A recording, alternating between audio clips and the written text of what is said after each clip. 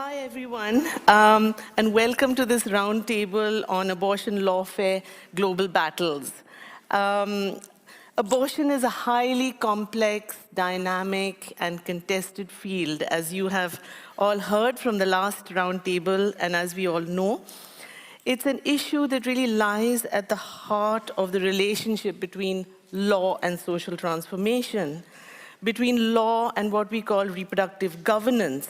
That is the regulation and control of not only the state, but also, communities, religious institutions, NGOs, medical professionals, and what we call sort of moral governance as well. So the notion of reproductive governance includes the notion of moral governance.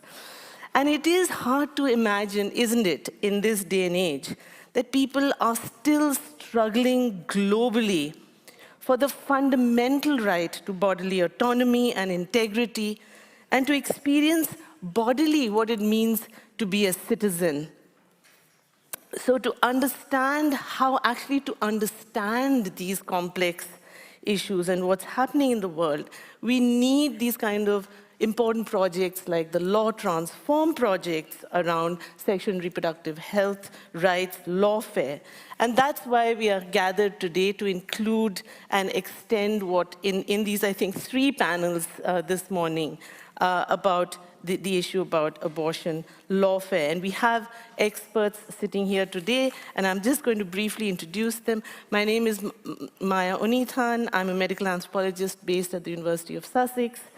Our participants today who have worked on the project are Dr. Satang Nabane, who is research professor of law. She's sitting to the second on my left, research professor of law and director of programs at the Human Rights Center, University of Dayton, Ohio. Her expertise spans international human rights law and monitoring mechanisms, human rights in Africa, gender equality and women's rights, democratization in Africa, and comparative constitutionalism. Professor Liv Tonneson, who is on my left here, is currently director of the CMI, University of Bergen, Center of Law and Social Transformation, together with... yeah. Sorry? I should, yeah. Co-director together with... So 2 directors rather than... Yeah. Along with Professor Sri Glopin. She's worked in Sudan and on the project and will be telling us about her work in that domain. And on my far left is Professor Getnet Tadele, who is professor at the Department of Sociology, Addis Ababa University in Ethiopia, who works at the interface of sociology and anthropology and health, with a special focus on sexuality, HIV and AIDS, sexual reproductive health rights, children and youth issues. To the third on my left is Dr. Nicholas Orego, who is senior lecturer of law at the University of Nairobi in the Department of Public Law, and he is currently serving as executive director of the Economic and Social Center Hakijami, a national human rights NGO focused on economic and social rights in Kenya. And to the fourth on my left is Jenna Kothari, who is co-founder of the Center for Law and Policy Research in Bangalore, India. She's a senior advocate and practices in the Supreme Court in India. Her focus is on constitutional law, gender and sexuality law, disability rights, and discrimination law. So we have, as you see, very little time for all this expertise. So I'm immediately going to sort of hand over to Satang, and I request her also to say a little bit about the project that you've been working on along with your own sort of work. Thank you. Sure. Thank you very much, Maya, and good morning, everybody. It's always good to be back. Feels like home. So this roundtable, I think, is part of both, two completed projects, one on global lawfare, and recently the one on political determinants of sexual and reproductive health in Africa, which is a project that was really focused on both LGBT and abortion politics, conducted in, or focused on 10 African countries, including South Africa, Ethiopia, Kenya, Sudan, Tunisia, and other countries, as well as South Africa. So I was sort of the baby of the project. My PhD, I was the PhD candidate that was part of the project, and my PhD research on conscientious objection in South Africa, which really focuses on providing insights into law on the ground and how law is shaped and shapes social practices, was conceptualized during Bergen exchanges. So it's sort of like the baby of everybody. And I have completed the PhD and working on, or almost completed a manuscript. I know that Siri is busy this week, so she hasn't asked me about it. I'm sure she will, but hopefully we'll get to launch that next year during the Bergen exchanges. In terms of my quick intervention, as you said, we don't have a lot of time. I just wanted to first give an overview of the recent developments that we have at the continental level. For most people, we know that the Maputo Protocol was adopted by the African Union in 2003, which is the first human rights instrument that inscribes access to abortion as a fundamental human rights and a substantive provision in the Maputo Protocol. The protocol has been ratified by a majority of African states, and in Article 14 of the Maputo Protocol, it permits abortion on the grounds of the risk to the health or life of the pregnant woman, risk to the life of the fetus, sexual assault, rape, and incest. And in 2014, the African Commission on Human and People's Rights also adopted General Comment Number 2, which gives more interpretative guidance on the abortion provision. I have until recently been supporting the mandate of the Special Rapporteur on the rights of women in Africa, especially in terms of the decriminalization agenda at the continental level. So what we've seen is that there is definitely a trend towards liberalization of abortion in Ethiopia and Kenya. Definitely where my colleagues will discuss that other countries are not making such inroads, Sudan, and Liv will talk about that, but also that we've seen that domestic reforms, despite the fact that we have a trend towards domestic reform, it has not really translated into tangible action or tangible access, rather, to safe abortion. Globally, we continue to see that the African region continues to have the highest burden of unsafe abortion. So my research project, or my focus, has been really on the South African context, which we know has very radical legal framework and is seen as one of the most progressive countries that has a comprehensive abortion law named the Choice on Termination of Pregnancy Act. However, despite this very strong legal framework, we've also seen especially the influence of transnational pressures, as well as the impact of abortion politics, and that's really where I wanted to briefly look at during this particular time. I have been involved in a bit of work in terms of mapping of the influence of Northern-based conservative organization, and the work that they're doing in the African continent with a specific focus on South Africa. I think I wanted to particularly highlight that there is growing evidence of the impact of foreign aid that is really tied to the anti-abortion agenda, as well as the curtailment of sexual and reproductive rights generally. So we've seen organizations based in the global north, mainly North America and Europe, presenting themselves, and I think Neil, during the child rights panel, talked about how these organizations present themselves as pro-family and really push the narrative of the traditional family values. We've also seen that they do not only provide funding, but they also have local branches as well, based in various African countries. And there is a growing conservative movement, definitely against sexual and reproductive rights.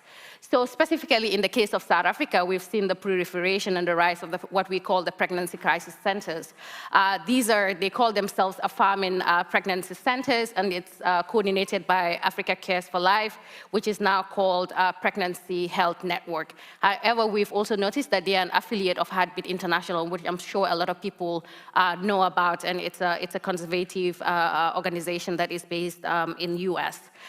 These crisis pregnancy centers have been known, for instance, for providing directive counseling, contrary to the provisions of the Choice on Termination of Pregnancy Act in South Africa, have been peddling misinformation on abortion procedures, and have been disseminating really just propaganda. Open Democracy have done quite a bit of analysis of US financial filings and have seen, for instance, that Heartbeat International have provided over $200,000 to these pregnancy crisis centers over the past few years. And one of the key interesting aspects of it is that with the over 60 crisis centers that's now found in South Africa, quite a number of them are actually housed in government institutions and government hospitals and clinics, which gives them the look of legitimacy in what they do, and so they likely remain unregulated spaces. We've also seen quite a bit of efforts that have been made towards amendment of the Choice on Termination of Pregnancy Act, even though it has failed. For instance, the issue around mandatory ultrasound, which is very similar to what we've seen in Texas and Kentucky with the abortion processes there as well. And obviously, with regard to my research as well, specifically, we've seen a lot of attention now being placed on consensus objection by healthcare providers. And in the case of South Africa, which remains largely unregulated, we've seen that it's not only practiced by healthcare providers. I mean, even the security guard at the gate of the clinic will say, I am not allowing you in, or the receptionist that will be the one completing the form can say, I am not going to complete this form because you are seeking abortion services, despite the very liberal abortion regime that we have in South Africa as well. And then just quickly, I know I have less than a minute, we've also seen, for instance, court center strategies that really replicate arguments that we've seen in the US. For instance, there have been recent interest around fetal burials rights, which is very similar to what we've seen in the case of Bucks and Planned Parenthood by the Supreme Court of the US and Indiana case. This is also very similar to what we've seen in the South African case, where the anti-rights movement, the anti-abortion movement, have been pushing for fetal burial rights, which really means that this will obviously lead to onboarding and undue burden, for instance, for hospitals, especially in terms of financial resources and so forth. So just to sum up, that despite the fact that there is a strong legal framework in South Africa, we've seen the work that is being done by the anti-rights movement, but also the transnational linkages with organizations, conservative organizations, both in Europe as well as in North America. Thank you. Thank you, Satang. We'll move over to Nicholas, please. Okay, thank you so much. I'll use the slides.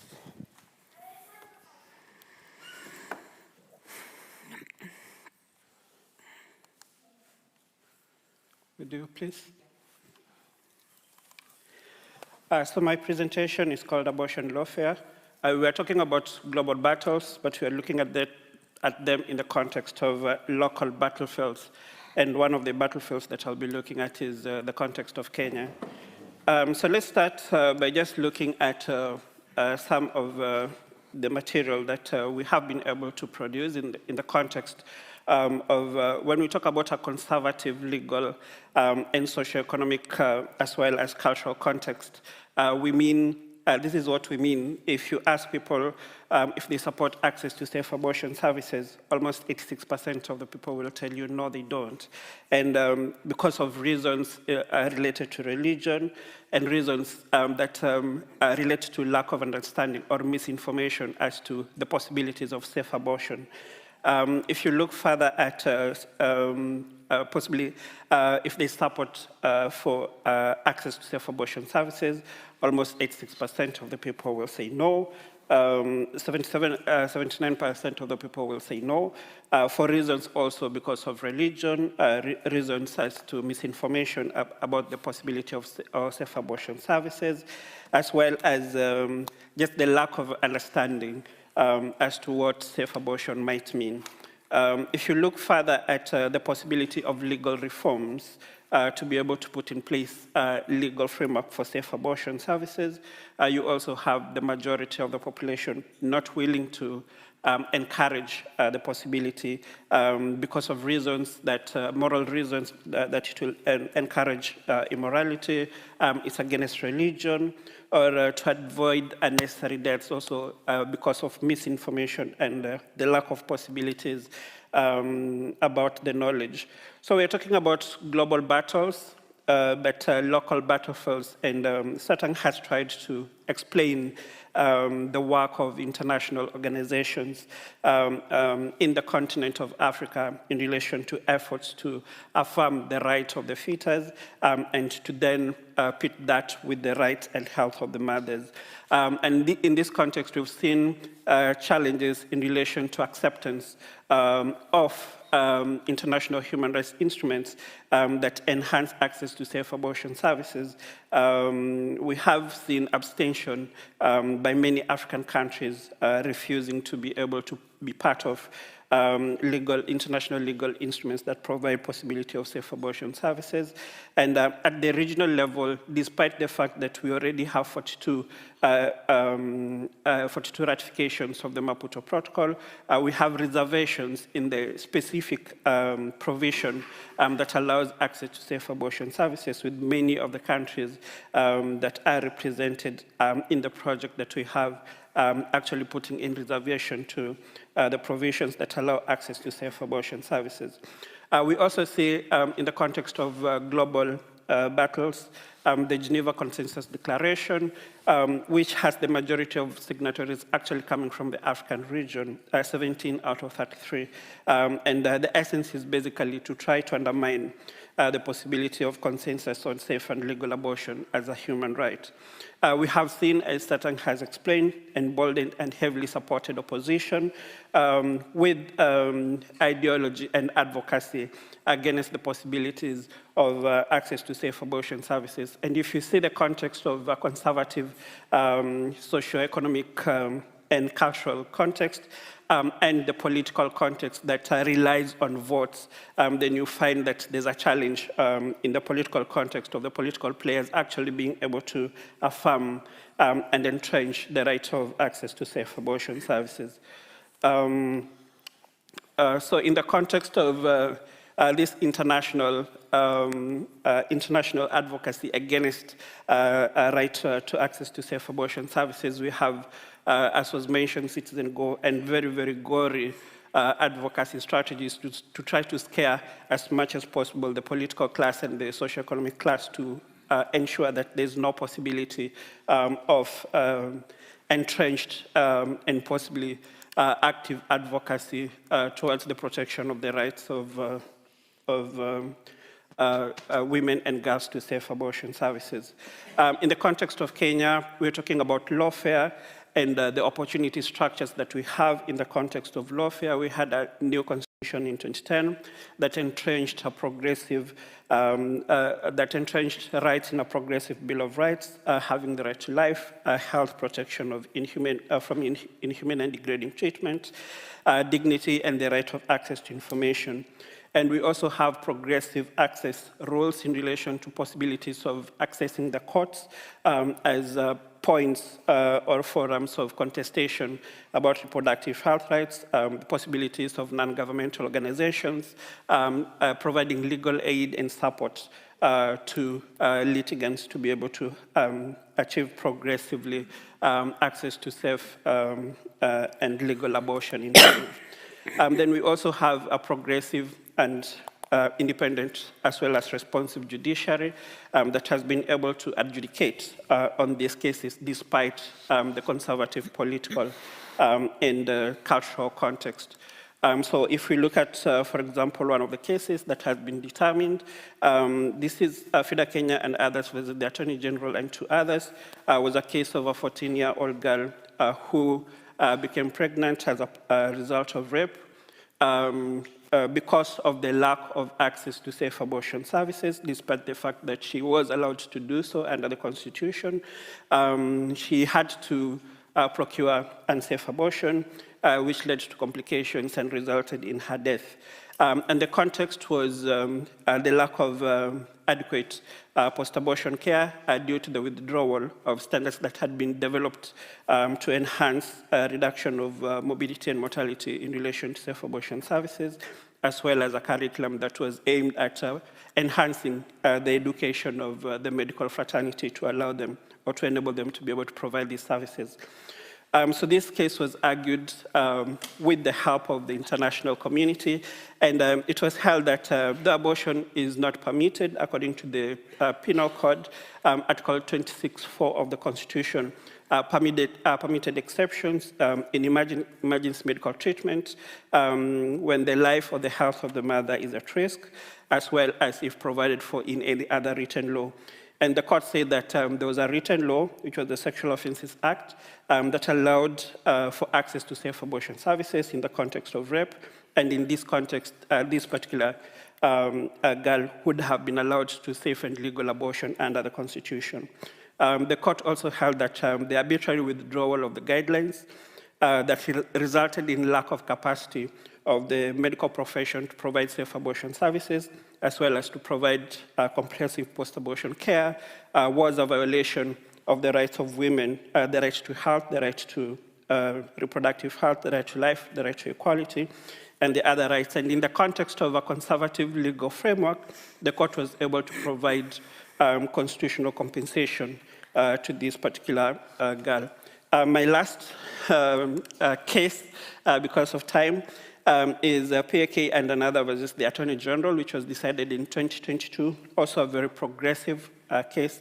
A 17-year-old arrested as a result of a spontaneous abortion, arrested in the hospital bed, subjected to forced medical examination, leading to her prosecution for procuring abortion. A case was filed on her behalf by NGOs working around reproductive health rights, and it was held that safe abortion services is a human right under the conditions provided for in Article 26(4) of the Constitution, emergency medical treatment, if the health or life of the mother is at risk, or if provided for by any other law. And the essence that she was then not allowed to be able to be treated as required by the Constitution was a violation of her right to life, her right to health, right to dignity. The court also affirmed that there's no blanket prohibition in relation to safe and legal abortion. What was required was for a medical doctor to affirm that the conditions in Article 26(4) of the Constitution were met for a person to be able to have access to safe and legal abortion. In relation to the rights that were violated, I've already said, similar to the Fida Kenya case, the court affirmed that the arrest prosecution was a violation of her rights. Unfortunately, the PAK was not given any constitutional compensation in relation to the violation of the rights that she suffered, and therefore raises the question, despite a progressive court, at what point do you look at the individual and be able to recognize the harm that has been occasioned to the individual and recognize that by actually giving them some compensation. So I'll stop there and allow the others to continue. Thank you very much, Nicholas. That was very clear. And we move on to Liv, please. Thank you so much. Just to clarify, I'm not the director at CMI. I'm a co-director of the Center on Law and Social Transformation together with Syria. Very important.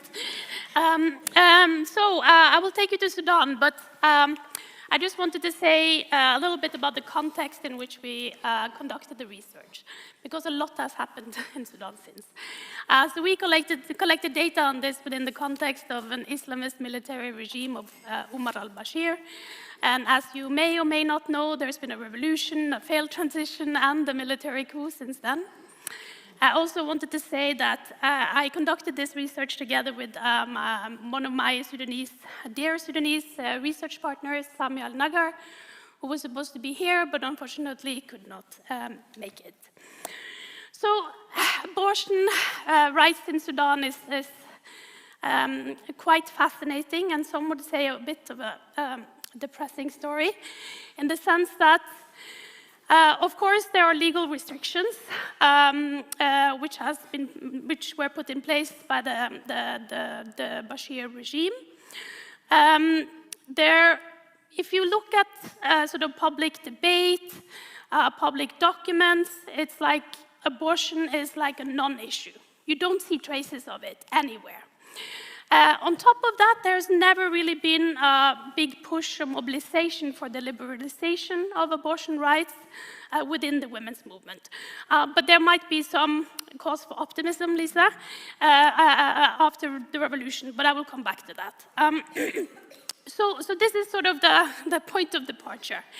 However, when we conducted our field work, talking primarily to sort of health professionals in Sudan, we did find that although this sort of abortion law is absent almost from the public debate, it's very much politicized in sort of the implementation of the law. And the reason why it becomes politicized is because it's almost conflated with fornication, which is a crime within the Islamic law, the zina laws in Sudan. The criminal law, it criminalizes sexual relations before and after marriage, and these are called the zina laws. And what is particularly about the fornication part, that is sexual relations before marriage, is that pregnancy is seen as evidence for this crime, right? So if you're pregnant and you're not married, you are, per definition, have conducted zina, and the punishment is, lashing of 100 lashes. So when we were conducting our interviews, what was interesting is then that nobody is talking specifically about zina or specifically abortion. They jumped straight into illegal pregnancy. Illegal pregnancy, yeah? And that means someone pregnant that is not married. And these illegal pregnancies, those are really policed to the extent that outside maternity wards in public hospitals in Sudan, there are police officers.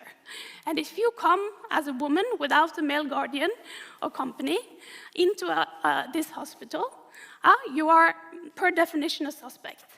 And they would start interrogation immediately, and even, to some extent, even prevent sort of medical care.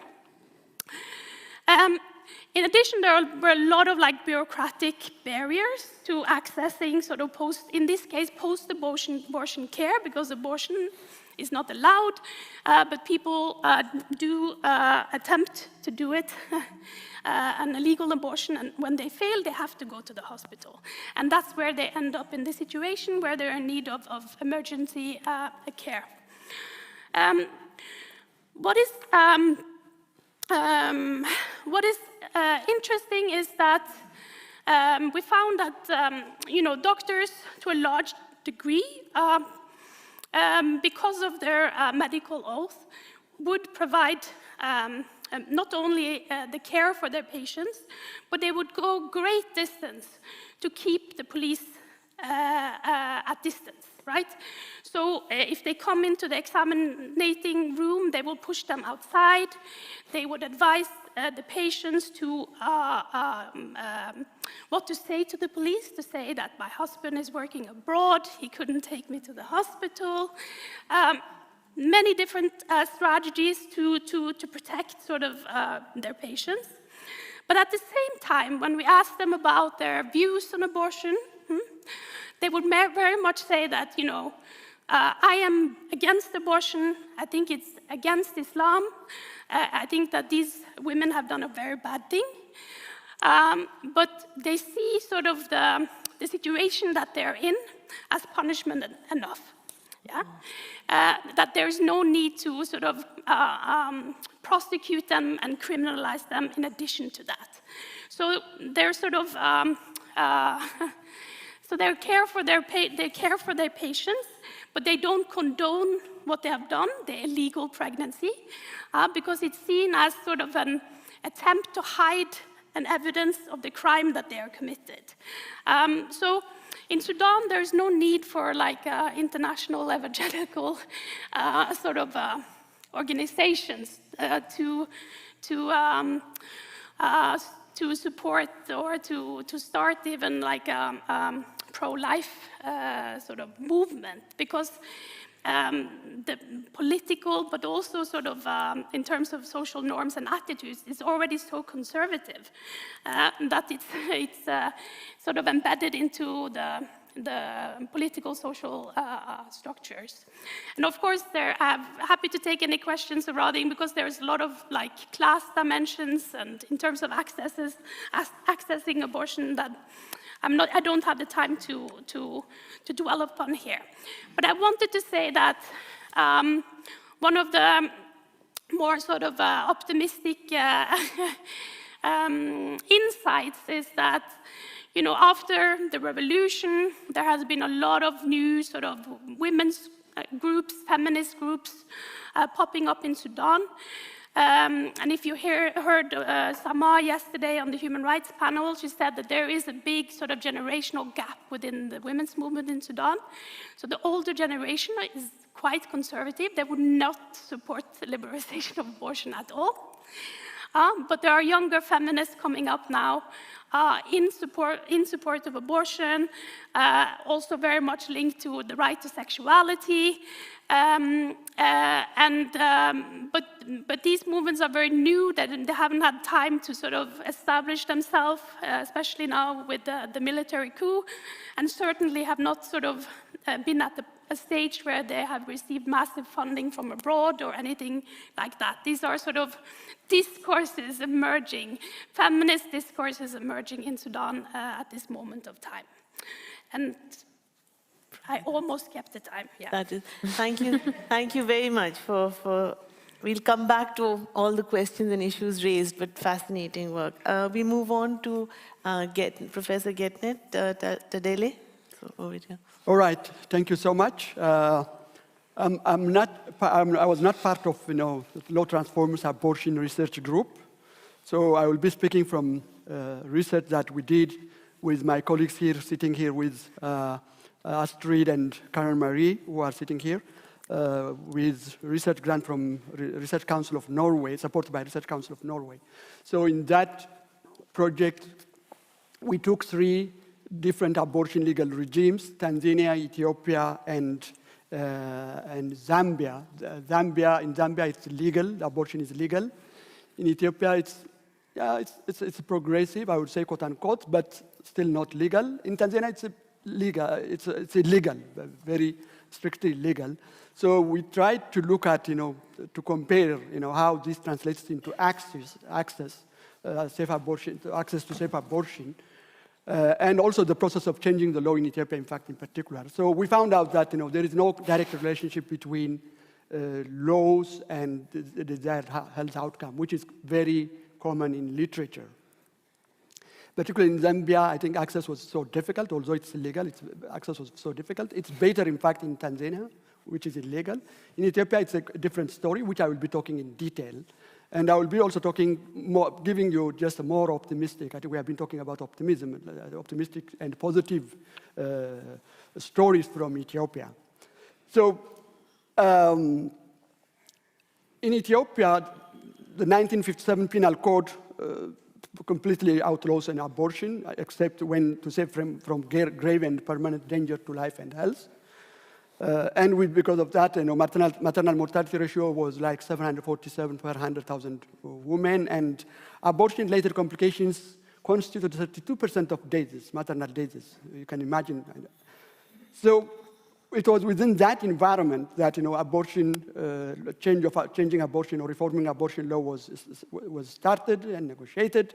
And I think for those of you who don't know Ethiopia very well, it's very conservative, I mean, I would say very religious, culturally conservative society, I would say, in many other issues, particularly when it comes to homosexuality, when it comes to prostitution, when it comes to sex work, and many others.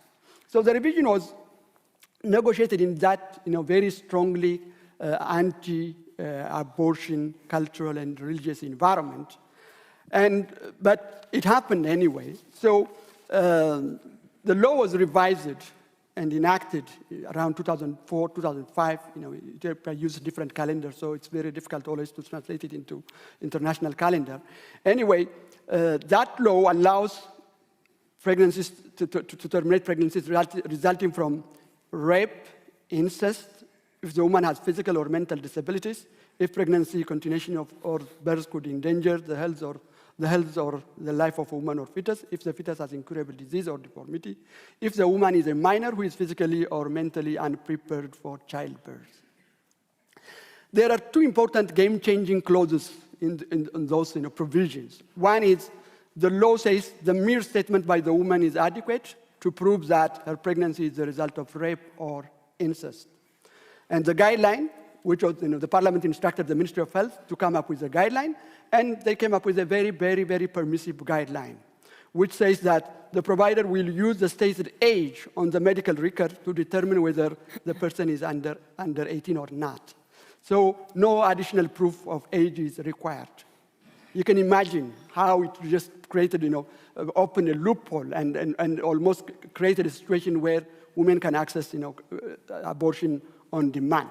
So this, I think, from our interviews with key actors, from the statistical data that is gathered since the law was enacted, there is significant change in terms of abortion landscape, that maternal days related to abortion complication came down to like 5 to 7% from 32%. Public and private health facilities increased. Abortion care provided for public sectors increased because the abortion sector in the past used to be revolved around like marriage stops and other IPPF-affiliated organizations, more a private sector, but that completely changed, and legal abortions more than doubled. And more importantly, septic abortion became a thing of the past, almost a thing of the past, and rooms were closed in most of the health facilities. And actors refer the law and the guideline as our Bible. They say that it's our Bible. It tells us what to do and what not to do. And yet, again, 47% around 2015, 2014, 47% of abortions still occur outside of health facilities, which is considered as unsafe. Why? For so many reasons that were also talked by Satan. Usually, policies or laws do not usually result in desired health outcome. So there is that still, staggering number of unsafe abortions. Now, the issue is that, as I said it before, Ethiopia is a very conservative society, and there is so much religion and all that. So why is that there is no backlash to such, quote-unquote, progressive law in a very conservative society is a question that I think you may ask. So one of the secrets behind for that is that the actors used the silent approach. They didn't really confront the public. There is no demand creation in the public. They do it very secretly. And because of that, we didn't see any backlash, any counter-movement. And actors also chose to frame abortion as a health issue, as saving a dying woman, not as a rights issue.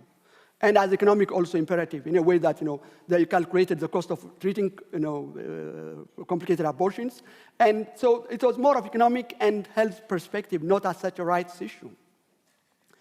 But that doesn't mean that there is no completely resistance. There is tacit and silent resistance, particularly from religious leaders. Religious leaders, in fact, they didn't formally voice their opposition to the law officially, or they didn't even organize any debate, political debate around the law, challenging the government policy. But like those who are the actors who are pro-safe abortion group, religious organizations also followed the silent approach in opposing the law.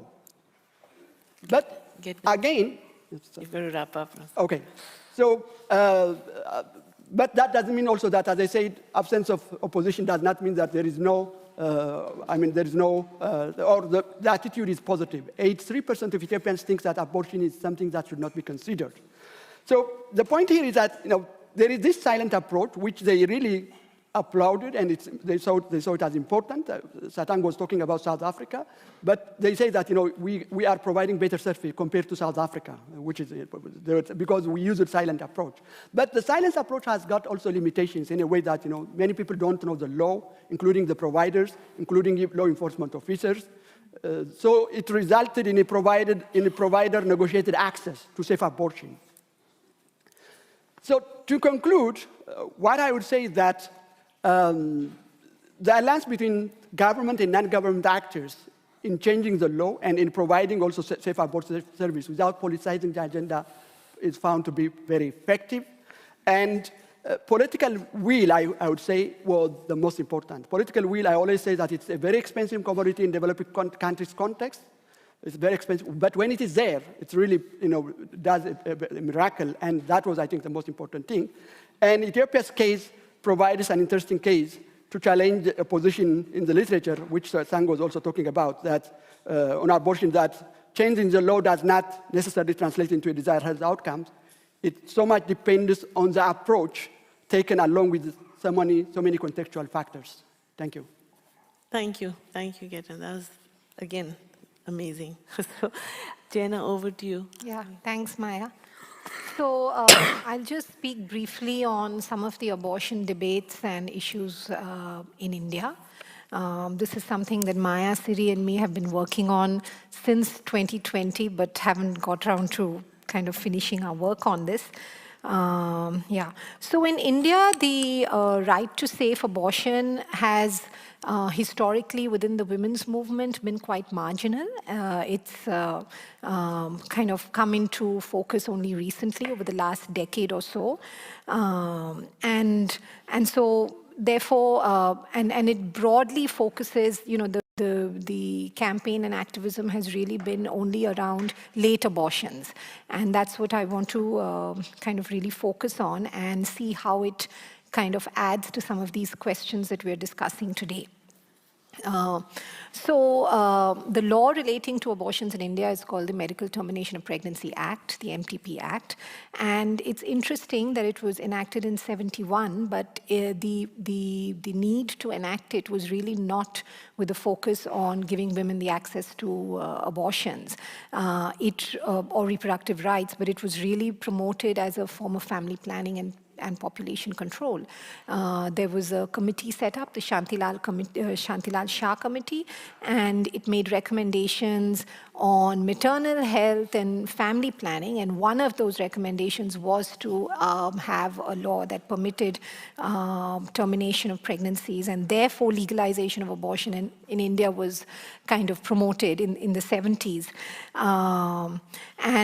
So the MTP Act, in the form that it was originally enacted, provided for abortion up to 20 weeks, which comparatively is quite progressive, and even beyond 20 weeks, abortion could be sought if it was for the health and safety of the woman. Now, historically, though we had this law, there really wasn't, I don't think the feminist movement took it up as a strong campaign from the 70s. And it's interesting that the feminist reproductive rights discourse kind of focused really on prevention of sex-selective abortions. This is something that Maya and me and Siri have been kind of writing about, the contradictions, on abortion-related issues. So you had, I mean, of course, there was a social context to it at that time in the 80s, where there was a huge, there were large numbers of sex-selective abortions of female fetuses. And therefore, there was a larger campaign by the women's groups to prevent such sex-selective abortions. And in response to that kind of campaign, there was a litigation, the court was used, there was a public interest litigation filed in the Supreme Court, and there was a law enacted called the PNDT, or the Prenatal Diagnostic Techniques Prevention Act, which prevented even unregistered ultrasound scans being done. Ultrasound machines were registered, and all revealing of the sex of the fetus was prohibited. And so so we see at one stage that you have a law which prohibits certain kind of abortions, and then you have a law that permits abortions, and so that is there at the background, and I wanted to put that out. And then and recently there has been a development of abortion rights. So so with the MTP Act, there has been in the last 10 years or so a renewed kind of campaign which has been legal and social. So on the one hand, there has been a lot of litigation taken up in the courts, led by women seeking abortion beyond 20 weeks. And there's also been a simultaneous demand for a reform of the abortion law. And this has led to, from the courts, it has led to courts granting the permission for abortions even beyond 20 weeks. And we've had cases, many of the cases which I have taken up as well, cases where up to 30, 31 weeks, courts have permitted abortions. Where women were unable to get them. And all of these, what has been interesting is that in many of these cases, of course, the courts have used the constitutional rights of Article 21, which is a right to life under the Indian Constitution, as the right to life to include the right to reproductive rights, the right to autonomy and liberty, and the right to bodily integrity. So these rights have been articulated in the context of abortion to allow for women to get abortion beyond 20 weeks. And many of these have been in cases, interestingly, yes, where women have been survivors of rape or sexual assault, but also where there were fetal abnormalities. And so in many of these cases, the courts have granted the permission for abortion. But this has been done by the courts using a new kind of infrastructure of setting up a medical board. So the Supreme Court started doing this to say that, well, we are not technical medical experts. Where there were cases of fetal abnormalities, that we will set up a medical board, and the medical board will determine whether the abortion should be, it's serious enough for the abortion to be permitted. Now, while these debates were going on, the MTP Act was amended in 21, and abortion was permitted from 20 weeks to 24 weeks. And this 24 weeks was permitted where, again, it would be of a grave physical or mental, risk to the physical or mental health of the woman, if there would be a substantial risk that the child would suffer from any physical or mental abnormality. And certain categories of women were put into a category of vulnerable women who would get this access to 24 weeks, which were minors, women with disabilities, or survivors of sexual assault. Interestingly, this amendment says that this extended time would not be provided if it is for fetal abnormalities. And the amended law sets up a medical board, which is basically what the Supreme Court had been doing. So this has been now institutionalized in the law. Okay. So just to wrap up, so with this background, many of the questions remain. Yes, I mean, there has been an expansion of access to abortion up to 24 weeks and even beyond up to 30 weeks with the court. But the questions really are that, the court kind of, instead of relying on the constitutional rights of women, kind of gives back the decision to the medical board. Are there guidelines, and, how do we respond to that? There have been contradictory decisions of the medical board. There have been cases where, when there are exceptions to fetal abnormalities, the larger questions are women's rights groups interacting with disability rights groups to look at this kind of cleavage. And finally, if we want to look at reproductive justice, is it enough to just focus on late abortions and access to more abortions rather than looking at safe abortions, access to healthcare, access to safe deliveries and maternal health, and also newer emerging issues of access to reproductive rights for the trans community, and kind of really broadening the scope of reproductive rights rather than just focusing on extension of abortion. Thank you. Thank you very much, Jenna, and thank you to, I think, all the presenters. Rather than sort of spending time picking out the kind of key issues, I'd like to get audience involvement. So I'd really appreciate if people have questions and your own issues, and I can see some hands raised already. So Wow, okay. So 10 minutes.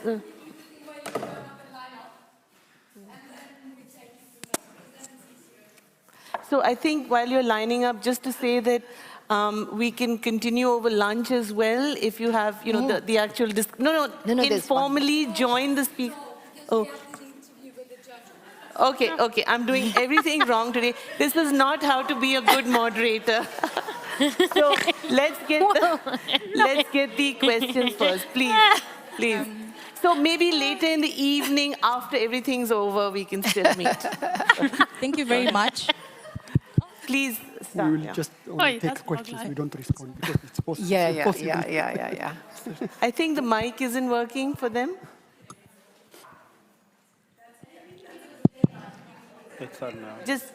Thank you very much for such a rich conversation. So throughout this process, from on Monday, climate justice advocates have been using the framework of rights of the unborn to a clean, healthy, and safe environment. So for those of us in this SRHR space, particularly abortion, the rights of the unborn are very problematic. So do you see a potentially difficult situation in the future where the anti-abortion movement may be empowered if, through the climate justice framework, the rights of the unborn to a clean and healthy environment are guaranteed? Thank you. Okay, thank you. We just take the questions and then everybody, you'll have 1 moment to answer whatever you feel like. Whatever. Yeah, thank you so much for this panel. It's a very important discussion. And my question would be also throughout your process of collecting data and analyzing and seeing like what possible interventions are on the table. Were there also a focus on like alternative spaces to access abortion? Because also most of the time when we are discussing abortion from academic point of view, it's always within institutionalized context. So like access to abortion health system, and then this does not tackle the fact that there is a lot of violence also exists. And I had a small problem when you were talking about the doctors in Sudan. I even wrote it down like with romanticizing how doctors trying to protect and then you say because they think it's a punishment enough. So then I was like, yeah, okay, that's true. But for example, with cases like you mentioned for accessibility for abortion for trans individuals and so on, institutionalized abortion would not be the safest option, or at least without introducing too many reforms around it. But now there is a lot of movements who provide abortion in alternative spaces that are more sensitive and considered to specific communities. So was that something that you looked into, or it was mainly within the institutionalized structure, if my question makes sense to you? It does. Thank you very much. Yes. Hi. So my question is again on... Please just say who you are also very briefly. All right. I'm Bhavya from India. Okay. So my question is regarding this balance between bodily autonomy and the right of fetus to be born, right? How do we balance such a complicated, issues on the both sides? And more precisely, if I have to pick one issue in that, I'll say, after this advent of transformative constitutionalism, after advent of, particularly in the Indian case, we have, first of all, 2015 Nalsa judgment recognizing the third gender. Then after recognizing gender autonomy, we have recognized sexual autonomy in the Navteej Singh Jauhar 2018.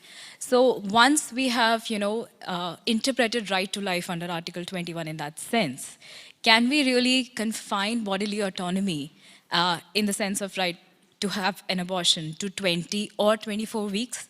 The second issue in this complicated balance would be, conversely, from the fetus, perspective, if a fetus is, deformed, and a perfect example of this complicated balance would be Suchitra Srivastava case from Supreme Court in 2009, where the Supreme Court ordered an abortion. Okay, the line is big, so I'm just going to make it short. The second issue would be whether the fetus has the right to be born, even if it's deformed. And, can we distinguish between a fetus in that sense? So, thank you. So, hi, my name is Amanda, I'm from Brazil.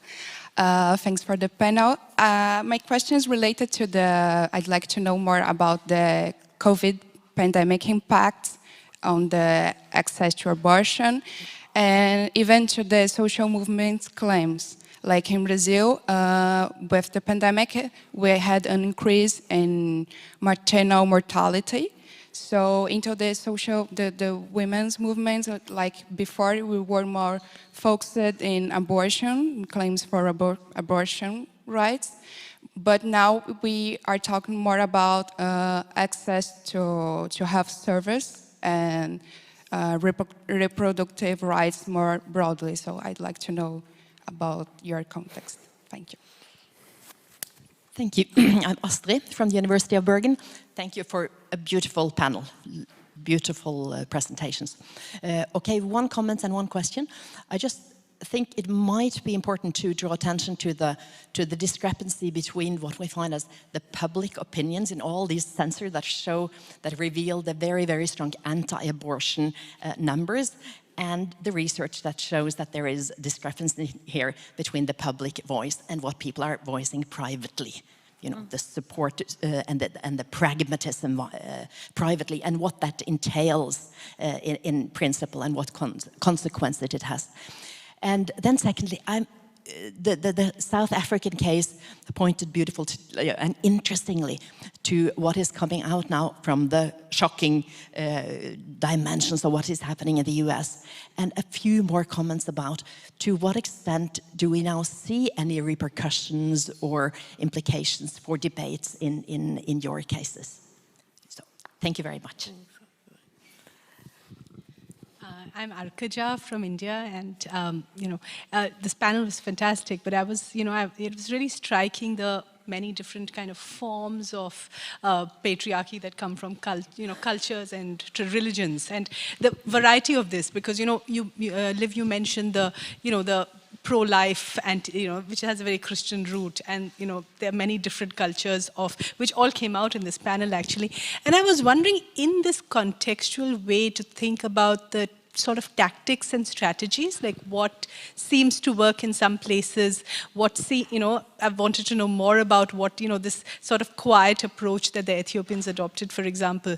But, the use of data, the strategy to use health rights, a little more about those kind of tactical choices and, what seemed to work. Thank you. So I'm Namita Vahi from India.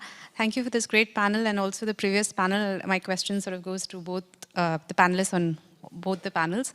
So piggybacking off Arkaja's question on religion, so the reason why abortion is not such a big issue in India is because we are not a Christian majority state in the sense that within Hinduism, it's not a big deal the way it is in the pro-life terms for Christianity. But I was just thinking of, given the important role of religion, and but what we have seen in the US with the conservatives mobilizing around this particular issue and pushing a lot of resources into it, and thereby overturning the decision of the court even against public opinion perhaps of the majority of the Americans, I wanted to reflect on the structures of power outside of the state, and that sort of relates to the discussion we had on the child protection system yesterday. So religion and religious authorities is obviously a part of that, but also political mobilization to grab electoral power, and where are the resources for those kinds of mobilizations coming from?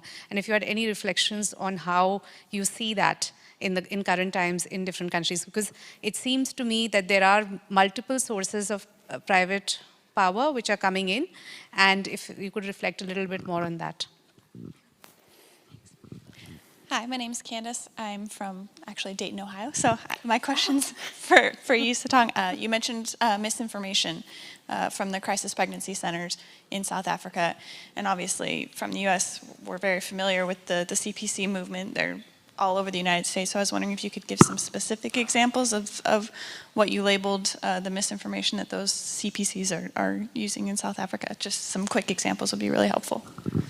Thank you very much for your questions. I've just been informed that we have no time for answers. Yes.